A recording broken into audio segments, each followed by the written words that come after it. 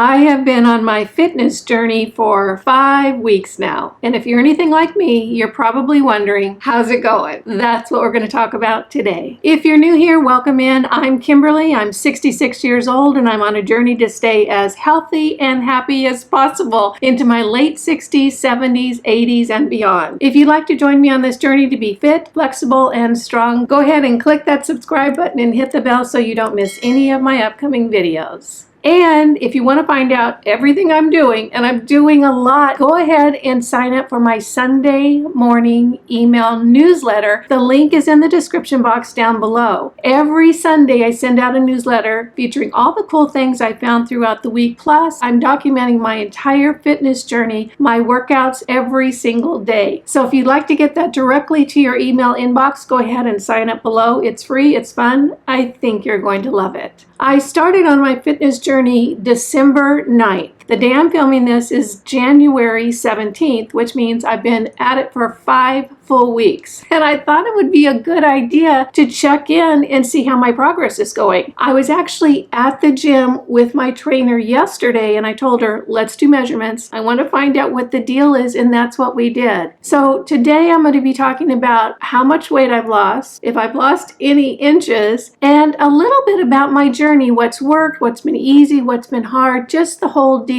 The reason I want to do this is that if you're on a journey of your own, you might find this helpful. Maybe you're having the same experience and it's a good validation for you. Maybe something different is going on with you and it's just good information for both of us. First of all, let's hop into my measurable results because, that's what we're really looking for, results that we can see. I have all my stats here on my handy little phone where I keep a lot of the information about my fitness journey. So I'll be sharing with you the details of that. Again, 5 weeks, I have changed my diet. I'm drinking a lot of water. I'm drinking the apple cider vinegar drink 3 times a day. I'm having my spirulina smoothie. I'm doing quite a bit. So one would think there would be some results by now because, 5 weeks, it's not a lot of time, but it's some time. Let's go into my weight. My weight when I very first started back in December 9th, was 164 and a half pounds. My weight yesterday, 164 and a half pounds. Isn't that amazing? I haven't lost a pound. It just fascinates me how our bodies can be so efficient at staying stable. I really am just cracking up every morning that I get on my scale, and I know some of you are going to tell me not to weigh myself every morning, but I have been doing it. But it's always 164 and a half pounds. I just find that fascinating, particularly because, we carry water weight or just things change throughout the week. You'd think it'd be different, but for me, no, it's not. The second thing I want to take a look at is inches lost. Have I lost any inches? Well, if I'm the same weight, 164 and a half pounds, am I really going to have lost any inches? And the answer is, oh, you betcha. I have lost a total, wait for this, drum roll please, of 8.5 inches. I'm not kidding you. I was so over the moon yesterday when my trainer was measuring me and she's like, yeah. And I'm like, are you kidding me? This is amazing. I have lost 8.5 inches in the last 5 weeks. I don't know about you, but for me, that is amazing. I'm actually over the moon. And I'm not surprised at that because what I know based on my experience, and I have weight trained at other periods of my life,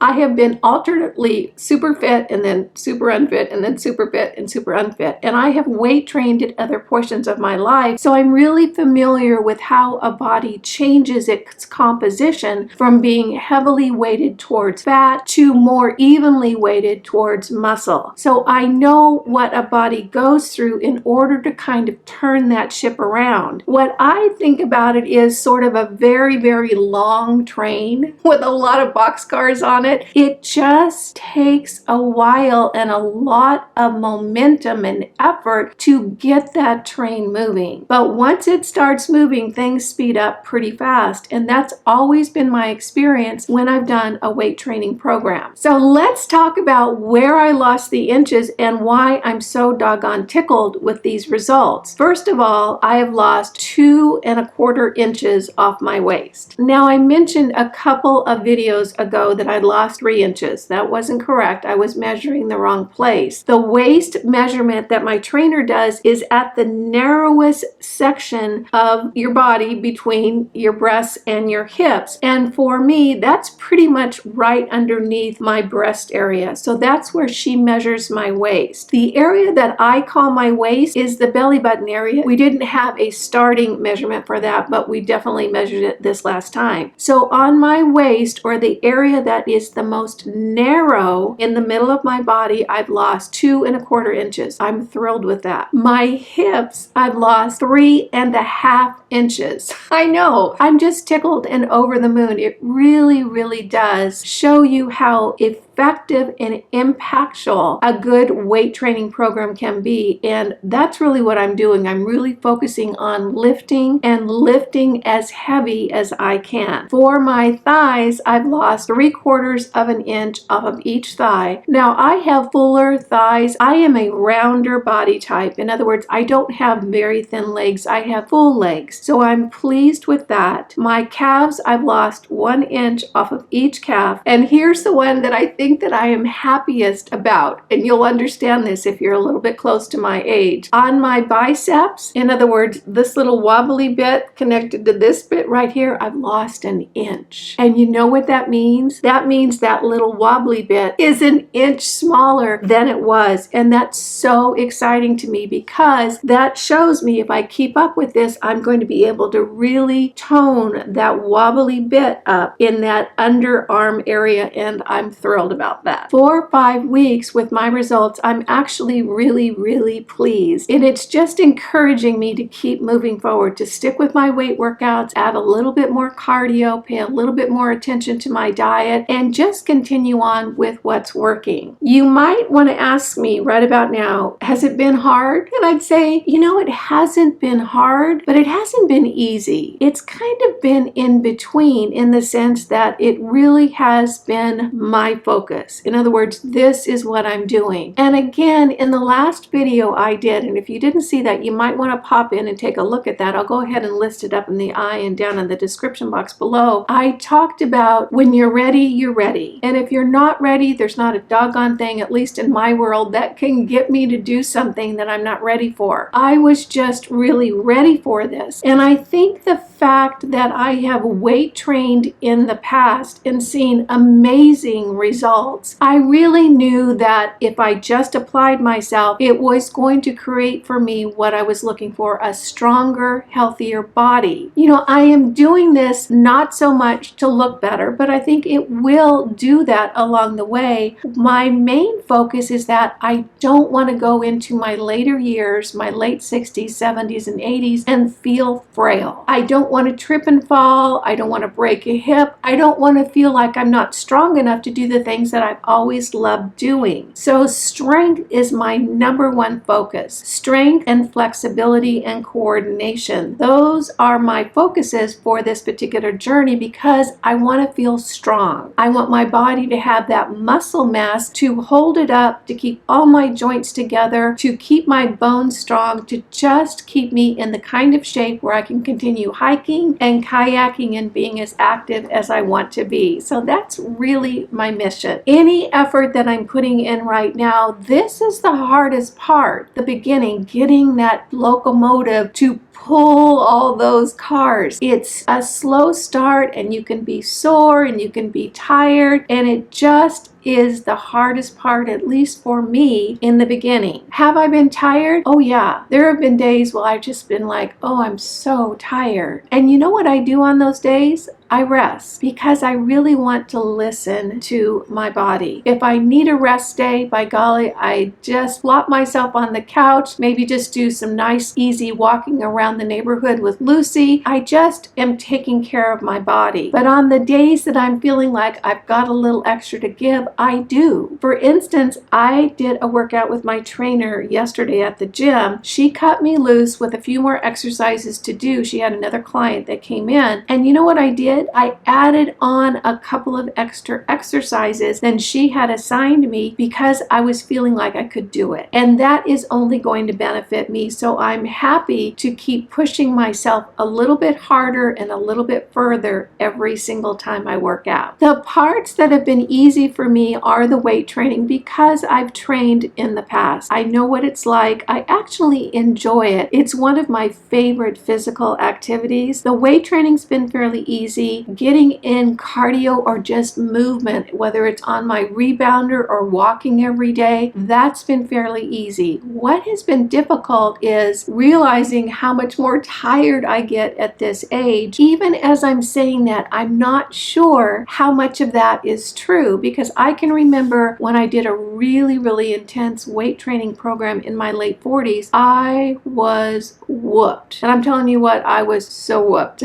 So I'm not sure if I'm more tired today or if I'm just not remembering how tired I was back then. The things that have been a little bit more difficult for me are getting enough protein into my diet. If you start on a weight training, muscle building program like this, what you're going to find out is getting enough protein in your diet is really critical in order to build that muscle mass. Your body needs the building blocks in order to create that new muscle growth. And what that takes is proteins and good amino acids. I would naturally just eat vegetables and fruit and probably cheese every single day if I could. Although I do like protein and I like most proteins out there, it's not something that I crave more than maybe once or twice a month. I'm pretty much a vegetable and fruit gal. With my training, I'm really upping my protein intake to a big number, about 140 to 150 grams of protein a day. That's challenging. It really is. What I have done is that I haven't put a lot of pressure on myself because I'm doing so much already. I'm adding weight training, I'm adding extra cardio, I'm adding extra stretching. I'm really taking it easier and slower so that I don't wake up one day and decide it's just too much. I don't want to do this anymore.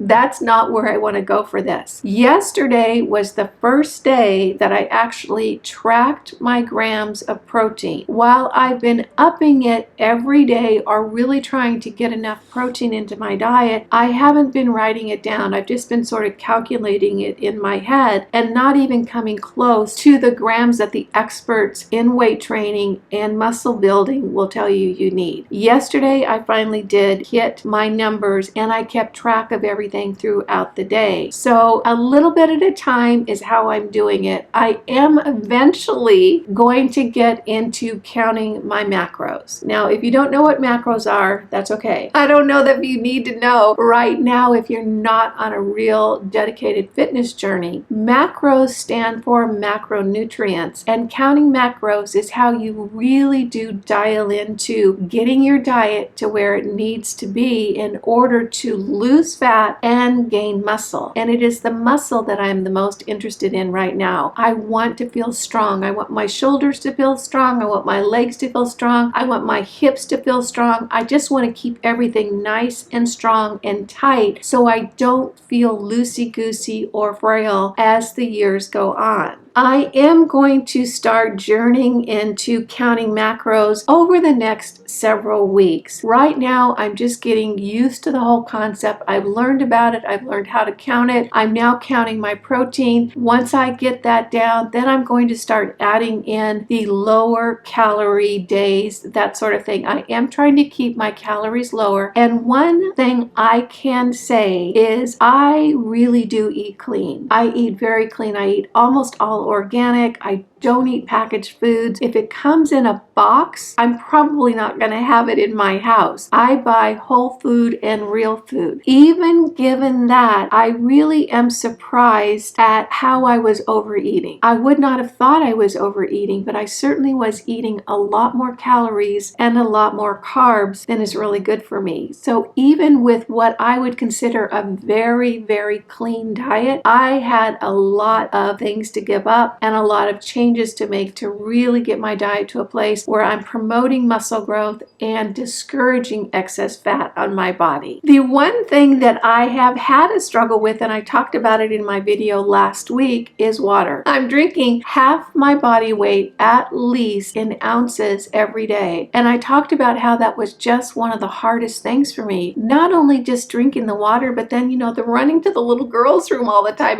just becomes quite a thing. So many of you gave me good suggestions, and the one that really has worked for me is to drink room temperature water. Oh my gosh. All of you who suggested that, thank you so very much. That is the ticket for me, and I find that drinking my water now is super, super easy because I keep my pitcher at room temperature. I think particularly because it's the winter time and it's just a little bit colder, I'm not enjoying that super cold water right now, but the room temperature water is making it so very easy for me to drink. All in all, what I can say is the last 5 weeks hasn't necessarily been hard, but I really have been focused. If you're on a journey of your own to get fit and build muscle, you'll understand where I'm coming from. I'm just getting that big old long train moving again, and as I move forward, things are going to probably get a little bit easier, a little bit smoother, and just a little bit more natural. I won't have to spend as much time thinking about what I'm eating, how I'm working out, how I'm getting my cardio in, and that. There we have the results of my first 5 weeks of my Get Fit journey. I'll tell you, those 8.5 inches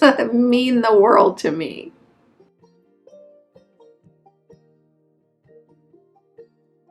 Today I want to share with you a tasty treat that I love to keep in my refrigerator, and that is the elegant kale. If you've tried kale and you thought that is just not for me, stick with me. This one is really, really delicious. Organic kale is truly so healthy for you. It is packed full of nutrients, tons of fiber, low in calories. There's really everything wonderful going on with kale, but some people seem to have a little trouble with it. You can definitely chop it up and add it into a saute. You can do lots of different things with kale, but today I'm going to show you how I like to keep it in my refrigerator, and it is so delicious and so very handy. This is a bowl of chopped up kale, and I'm going to show you exactly how I chop it up really easily in just a minute. The wonderful thing about this kale is that because it is a sturdier leafy green, it will last in the refrigerator, gosh, 5, 6, sometimes 7 days, and just be wonderful to pull out to create a salad with. I have a special dressing that I put over this kale, I massage it in, and then I put it in my refrigerator and I pull out a little bit every day, add a few other little vegetables to it, and I have a great accompaniment to any protein that I'm going to be eating for that day. This recipe is absolutely delicious. It is so handy once you put it all together. It took me probably about 7 minutes to chop up all this kale. So while it does take a few minutes, it doesn't take a ton of time. It really doesn't. And the benefits of having it in the refrigerator are extraordinary. So let me show you how I chop up my kale. As you can see, the kale has a heavy stem down the center with all the leafy greens on the side. Some people just pull the leafy greens off. What I do is I take a very sharp pointed knife and I run it right along that spine of that center stem, and I simply cut that stem out. You can see it right here, and then I just pull off any extra leafy bits. Set that aside, then I go on to the next leaf. Again, I'm going to cut it right along that stem, pull that out, pull off any other leafy greens, and then the last one right here, and I generally like to do perhaps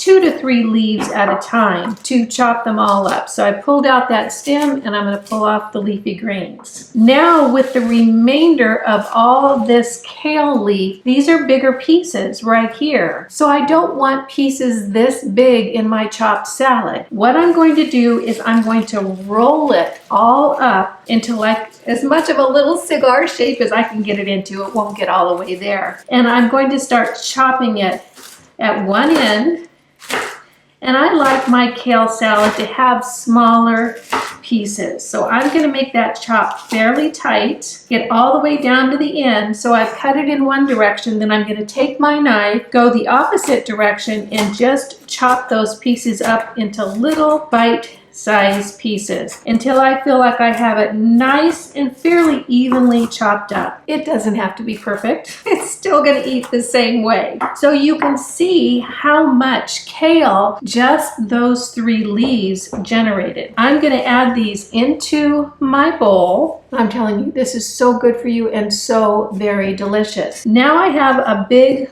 bowl of kale chopped up, ready to go in a salad. Here's the deal with kale. Because it's a sturdier green, which provides a whole ton of great nutrients and a lot of fiber, plus it's very filling and it's very low in calories, a great thing for a diet if you're looking to build muscle and lose excess fat. How do we make this a little bit more edible? Well, we add a vinaigrette. And what I'm going to do is I'm going to add this vinaigrette and actually massage it into these leaves so that it really breaks down the leaves, makes them a little bit more tender and incredibly flavorful. You can create any kind of vinaigrette that works for you. I kind of have a little recipe that I like that includes organic extra virgin olive oil, red wine vinegar, some Dijon mustard for a little bit of kick, a small amount of raw organic local honey, and I just do enough to give it a tiny bit of sweetness. I added 3 cloves of garlic because garlic is so good for you. It's great for your digestion, and I love the taste of garlic. So 3 cloves for me. In my world, there's never too much garlic. And a half of lemon into this vinaigrette. I did salt and pepper the kale. This is the Redmond real salt, which I really do like. I got this off of Amazon, and then just a fresh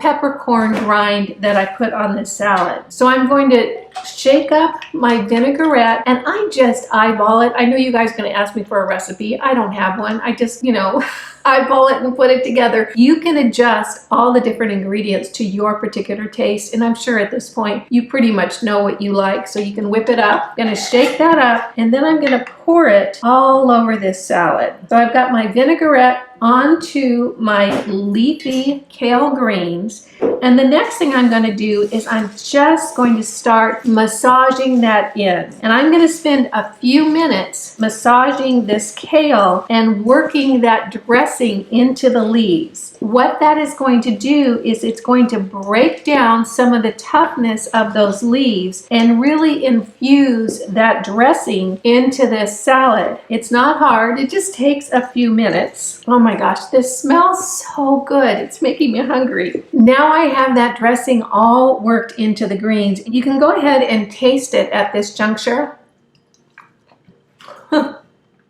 to see if you need to adjust any of the seasonings. This is so very good. So what I'm going to do is I'm going to cover this and put it in my refrigerator, and this is going to be the base for a really healthy salad throughout the week. I create lots of different types of salads with this base. Maybe some red bell pepper, maybe a little avocado, some onion, whatever you want can go into this base, and it stays good for several days. I've kept it up to 6 or 7 days and it's still fabulously delicious. If you haven't tried kale salad where you actually massage the dressing into the leaves and then keep that for a base for your salad, you need to do it. It's really so very good. It's so healthy for you. It's low in calories, high in fiber. I think you're gonna love it.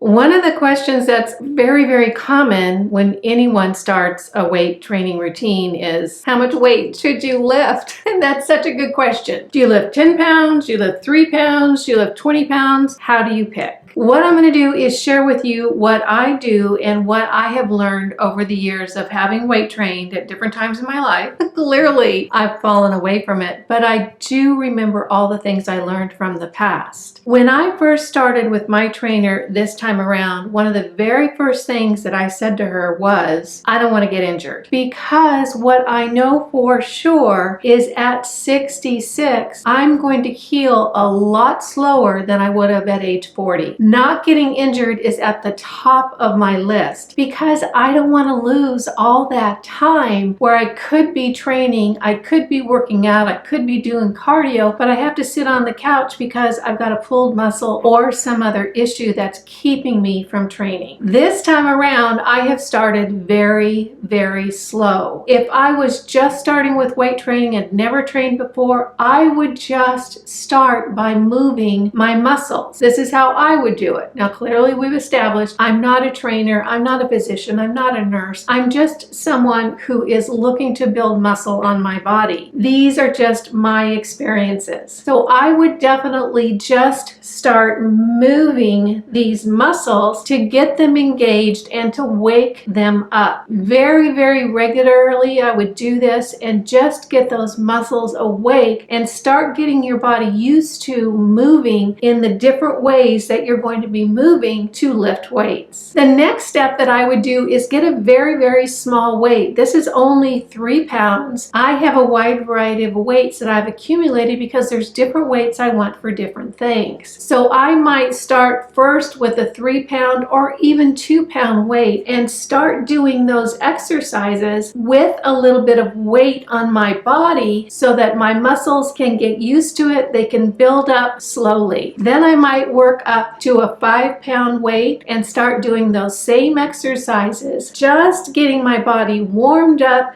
and used to doing this. And if it took me several weeks to work up to the next level of weights, that's fine with me because every single step forward is a healthier body. Once I felt like my body had really caught on to the fact that we're building muscle now and there's a little bit of work to be done, I would then move up to a heavier weight. Now this is a 10-pound weight. I used to use this for my bicep curls, but you know what? It's not heavy enough anymore. I like to do sets that range anywhere from 10 reps up to 12 reps. I'm not really interested in higher reps than that because I want to fatigue my muscle at the lower reps, which is going to mean I'm lifting a heavier weight, which creates greater muscle mass, and that's what I'm after, greater muscle mass. So what I was finding out with this 10-pound weight is I was no longer getting to complete fatigue with a 10 rep set, 3 sets. So my third set, I wasn't getting that exhaustion and that almost can't finish up the set. So that's when I know that I'm ready to move to a higher weight. If I'm doing 3 sets, 8 to 10 reps, and I'm not struggling, I'm not lifting heavy enough. Muscles are much like our skin. When we're looking to increase collagen and elastin in our skin, we put a little micro damage in our skin, whether it's micro needling, whether it's the NIRA, all the different things that we do to micro damage our skin, which then causes the skin to go in and repair that area, building more collagen and more elastin. That's how we end up with firmer, plumper skin when we work on a skincare routine. Building muscle is the same way. By lifting this weight until I can't lift it anymore, I'm creating micro damage in that muscle, which then makes my body go in and heal that muscle and make it bigger and stronger. So I found that that 10-pound weight wasn't working for me anymore. What that means is that if I keep lifting that 10-pound weight, I'm not going to get anywhere. It's not creating enough of a damage or exhausting my existing muscle enough for me to really grow bigger muscles or stronger muscles. So I just recently bought this 12-pound weight, and this is what I'm going to use for my bicep curls. Now I want you to watch what's going to happen as I continue to lift this weight. I've lifted that 10-pound weight for a little bit. Now I'm lifting the 12. Watch my face. What we want to get is the ugly face. We want to get that I'm struggling to lift that weight up. The ugly face. Oh God, the ugly face, and see how my form is getting a little funky. I want to keep my elbow down and I want to lift that. And that ugly face shows me that I am getting to fatigue. with that muscle. And once I've hit fatigue, that's a good workout. And we want to end up doing that with whatever exercise we're doing. We want to get to that really significant fatigue because that's what's going to help us build bigger, stronger muscles. So regardless of where you start, and if it were me, and it is me, and it might be you too, I would really suggest that you start slow. You don't want to injure yourself. I don't want to injure myself. I want to be able to continue to work out without any gaps in my training. I would start slow, which I did. My trainer has been very, very cautious with me, and we've built up slowly over time. Now, I have a history of lifting weights. You may not. So I probably kicked up to a little higher weight quicker than someone who's never lifted before. But it doesn't make any difference what level you're at, because any exertion, any engaging of that muscle, waking that muscle up is going to get you to a fitter, stronger, healthier you.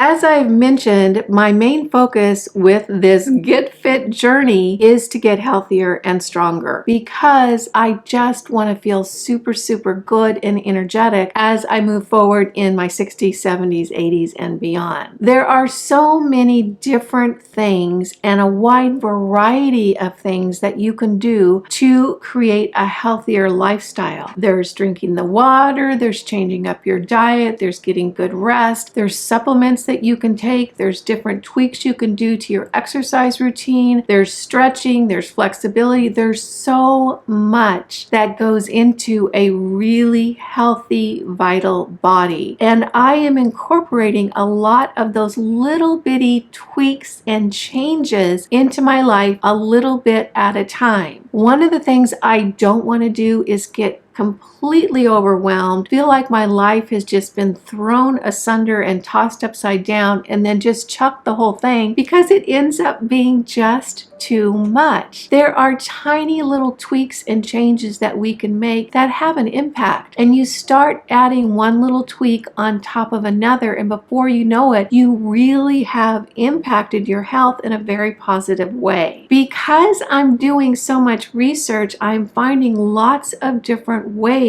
to really create a more healthful lifestyle and a strong, flexible, fit body. What I have done is I have created a list, the Get Fit list. And on that list, I am documenting or listing every single change or tweak or new thing that I'm doing in order to really get my body in a super fit state. Some of them are little, some of them are big, some of them might seem irrelevant or minute, but nevertheless are important. I have created this list, and I will continue to update it as I find new information and add new changes to my diet, lifestyle, and exercise routine. In addition, on this list, if there's something that I've noted that I have done a video on, I'm going to go ahead and link that video onto that particular item. This list is available to you. It's free. You can use it however you like. The link for it is in the description box down below. You don't have to sign up for my email newsletter. You don't have to do anything.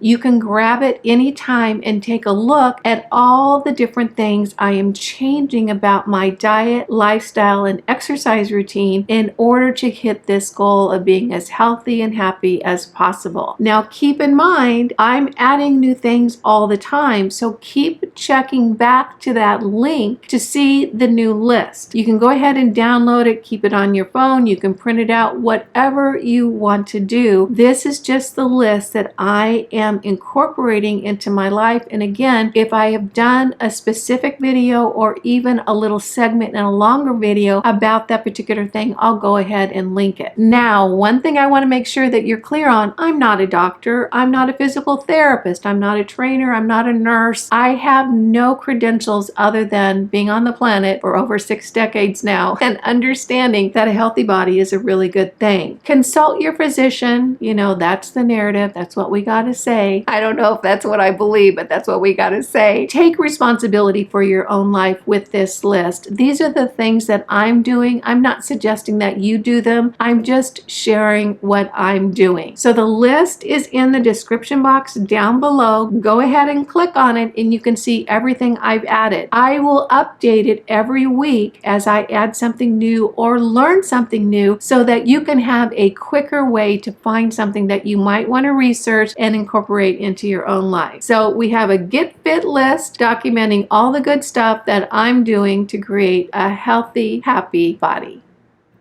I want to thank you so much for joining me today. I hope you found this video fun, useful, and helpful. If you did, go ahead and give it a thumbs up. If you're new here, again, I'm Kimberly. I'm 66 years old, and I'm on a journey to stay as healthy and happy as possible into my late 60s, 70s, 80s, and beyond. If you'd like to join me, go ahead and click that subscribe button and hit the bell so you don't miss any of my upcoming videos. You guys know it just tickles me when you take a few minutes out of your day to spend it with me. I appreciate that, and I appreciate you. Make it a great day, keep it healthy, and I'll see you in the next video. Bye now.